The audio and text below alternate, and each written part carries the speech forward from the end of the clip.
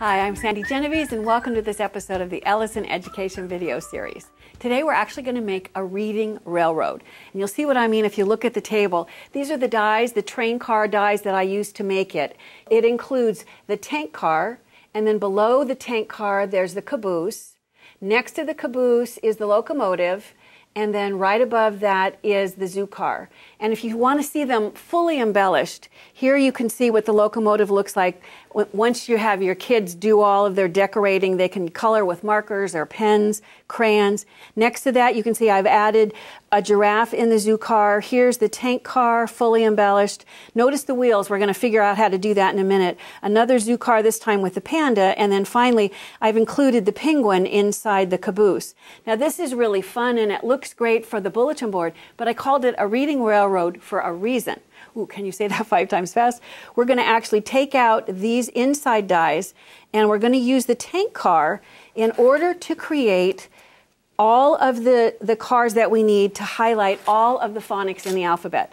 So if I take this and I trim off with a pair of scissors this portion right here, you can see that it's going to leave me with this.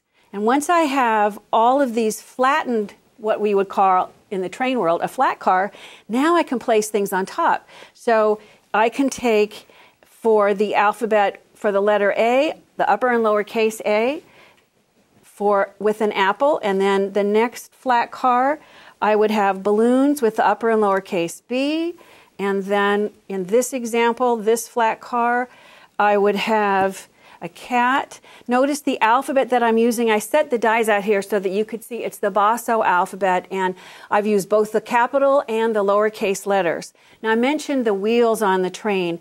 You can, if you look here, you can see that there's perforations, and you can have the kids color inside, or you can have them cut with scissors out of black and red or whatever colors they want. But you may have circle dies or circle punches that make it easy to just plop them right on top. Here's a Tim Holtz circle punch, and I'm going to use this. I think this is the 1¼ inch, and you can see that this is perfect to go right on top of that wheel. And then we have a planet die that has all kinds of circles. This is one of the smallest of the planets, and I've used that to cut out the circle that ends up going inside, so that instead of having to create around the perforations, it's a guide to see where to place all of these different circle dies. You know, not only will a reading railroad help your kids with phonics, but it will also give them a chance to contribute to its creation.